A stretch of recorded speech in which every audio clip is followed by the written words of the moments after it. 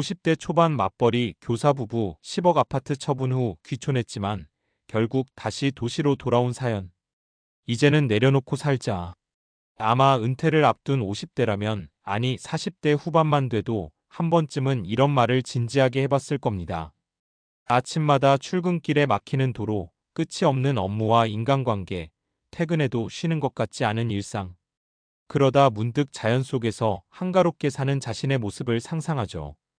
텃밭을 가꾸고 이웃과 인사 나누고 돈보다는 시간에 여유가 있는 삶 말입니다. 오늘 이야기할 이 부부도 그랬습니다. 50대 초반 맞벌이 교사 부부. 수도권에 10억 원대 아파트 한 채. 아이들은 이미 대학생. 남들이 보기엔 은퇴 준비도 안정적이고 인생의 다음 챕터를 차분히 시작해도 될 시기였습니다. 그래서 결단을 내립니다. 아파트를 처분하고 지방 소도시로 귀촌을 하기로요. 지금 아니면 못 내려가겠다는 생각이 컸다고 합니다. 하지만 결과부터 말하자면 이 부부는 3년 만에 다시 도시로 돌아옵니다. 실패였을까요? 꼭 그렇지만은 않습니다. 다만 이 사연은 은퇴 준비와 은퇴 후 삶을 생각하는 우리에게 꽤 많은 걸 말해줍니다. 은퇴 후 삶은 여행이 아니라 생활이다. 이 부부가 귀촌을 결심할 때 가장 크게 기대했던 건 자유로움이었습니다.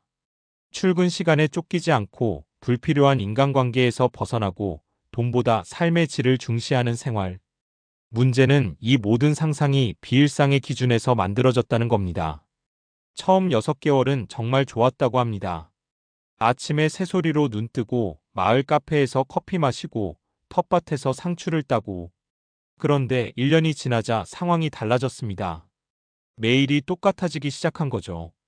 사람을 거의 안 만나니 말수가 줄고 문화생활은 차 타고 한 시간은 나가야 가능했습니다. 무엇보다 역할 상실감이 컸다고 합니다. 교사로서 학생을 만나고 동료와 교류하던 삶에서 갑자기 아무도 나를 필요로 하지 않는 상태가 되니 생각보다 마음이 허해졌다는 겁니다. 사례 1.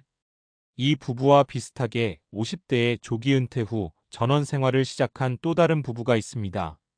남편은 아무것도 안 해도 좋다고 했지만 2년 뒤 우울증 진단을 받았습니다.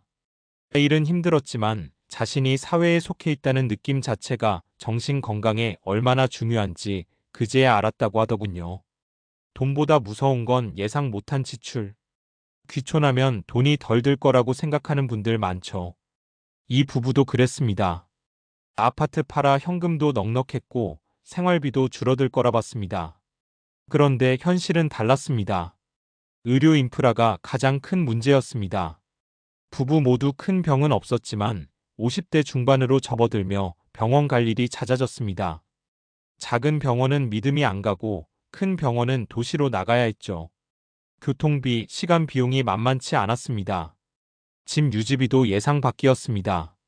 단독주택은 아파트처럼 관리비로 끝나지 않습니다. 보일러, 배관, 지붕, 잡초 관리까지 전부 직접이거나 비용을 들여야 합니다. 사례 2. 귀촌 5년 차인 한 은퇴 공무원은 아파트 살 때보다 오히려 돈이 더 든다고 말합니다. 차는 2대가 필요해졌고 병원 장보기 문화생활까지 전부 이동 비용이 붙기 때문이죠. 특히 고정 수입이 없는 은퇴 이후엔 이 부담이 심리적으로 훨씬 크게 다가옵니다. 인간관계는 끊는 게 아니라 바뀌는 것. 이 부부가 가장 힘들어했던 건 사실 외로움이었습니다. 조용한 게 좋다고 말하던 아내도 막상 며칠씩 통화할 사람이 없자 마음이 가라앉았다고 합니다. 마을 사람들과의 관계도 생각처럼 쉽지 않았습니다. 이미 형성된 관계 안으로 들어가는 건 도시보다 더 조심스러운 일이었습니다. 도시에서는 원하면 혼자 있고 원하면 사람을 만날 수 있지만 시골에서는 그 선택지가 훨씬 적습니다. 사례 3. 반대로 은퇴 후 도시 근교 소형 아파트로 옮긴 60대 부부는 만족도가 높다고 합니다. 문화센터, 평생교육원, 병원, 친구 모임이 가까이 있고 필요하면 조용히 지낼 수도 있기 때문입니다. 이 부부는 은퇴 후엔 인간관계를 줄이는 게 아니라 관리 가능한 관계로 재편하는 게 중요하다고 말합니다. 그래서 이 부부는 왜 다시 도시로 돌아왔을까? 결국 이 교사 부부는 완전히 원래 자리로 돌아오진 않았습니다. 수도권 핵심 지역이 아니라 병원과 문화시설이 가까운 중소도시 아파트를 선택했습니다. 전원 생활의 로망은 내려놓고 현실적인 은퇴 생활을 택한 겁니다. 이들이 말하는 결론은 단순합니다. 은퇴는 도망이 아니라 재설계더라. 지금의 삶이 힘들어서 떠나는 건 오래가지 못합니다. 은퇴 후 삶은 쉬는 시간이 아니라 남은 인생의 가장 긴 일상이기 때문입니다. 은퇴 준비에서 꼭 점검해야 할 질문들. 나는 매일 무엇을 하며 하루를 보낼 수 있는가? 병원, 이동, 문화생활까지 포함한 생활 반경은 현실적인가? 돈이 아니라 정서적 안정을 줄 수 있는 환경인가? 혼자 있어도 괜찮은 사람인가? 사람 속에 있어야 살아나는 사람인가? 이 질문에 솔직하게 답해보지 않으면 귀촌이든 도시든 어떤 선택도 오래가기 어렵습니다. 은퇴 후 삶에는 정답이 없습니다. 다만 환상보다 생활을 먼저 생각한 사람이 덜 후회합니다. 그리고 돌아오는 선택 역시 실패가 아닙니다. 그건 단지 자신에게 맞는 삶의 크기를 다시 찾은 과정일 뿐이니까요. 은퇴 후 삶이 힘들어지는 이유, 의지가 아니라 뇌 구조 때문이다. 많은 사람들이 은퇴 후 삶을 이렇게 생각합니다. 회사만 안 나가면, 상사만 안 보면 훨씬 행복해질 거야. 그런데 실제 연구 결과는 정반대입니다. 국내외 노년학 연구를 보면 은퇴 직후 12년은 만족도가 오르다가 그 이후 급격히 떨어지는 경우가 많다고 합니다. 특히 전문직, 교사, 공무원처럼 정체성이 직업과 강하게 연결된 사람일수록 그 하락폭이 큽니다. 이건 마음이 약해서가 아니라 뇌가 그렇게 설계돼 있기 때문입니다. 뇌는 쓸모있는 상태를 보상한다. 뇌과학에서 중요한 개념 중 하나가 도파민 보상 시스템입니다. 도파민은 단순히 즐거울 때 나오는 물질이 아닙니다. 목표가 있을 때, 누군가 나를 필요로 할 때, 내가 쓸모있다고 느낄 때 가장 활발하게 분비됩니다. 교사였던 이 부부를 다시 떠올려 보면 이해가 쉽습니다.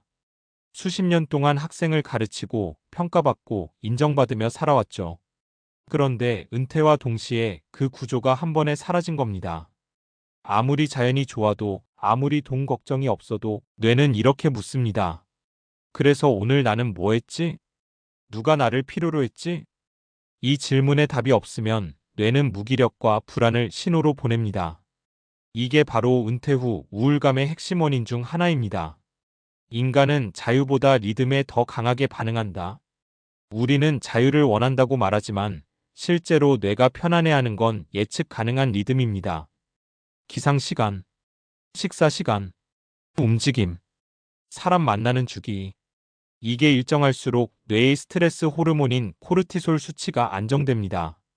문제는 은퇴 후입니다. 시간은 많아졌는데 리듬은 사라집니다. 오늘은 좀 쉬자. 내일 하지 뭐. 이 말이 반복되면 뇌는 점점 하루를 구분하지 못하게 됩니다. 요일 감각이 흐려지고 시간의 밀도가 떨어지죠. 이게 쌓이면 삶이 빠르게 무의미하게 느껴집니다. 귀촌한 이 부부도 비슷했습니다. 처음엔 여유로웠지만 나중엔 오늘이 어제 같고 어제가 그제 같더라고 했습니다. 이건 게으름 문제가 아닙니다. 구조 없는 자유가 뇌를 지치게 만든 결과입니다. 나이가 들수록 선택지가 많을수록 더 불안해진다. 젊을 때는 선택지가 많으면 좋습니다. 하지만 50대 이후에는 다릅니다.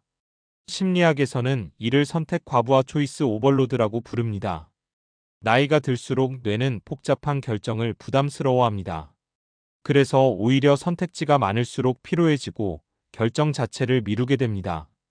은퇴 후 삶이 힘든 이유 중 하나가 바로 이겁니다. 운동할까? 책 읽을까? 나갈까? 집에 있을까? 매일 이런 선택을 스스로 해야 하는 상태. 회사 다닐 땐 조직이 대신 결정해주던 것들이죠. 그래서 은퇴 후 만족도가 높은 사람들을 보면 공통점이 있습니다. 선택지가 적고 이미 정해진 일정이 있다는 겁니다. 만족도 높은 은퇴자의 공통점은 딱 하나다.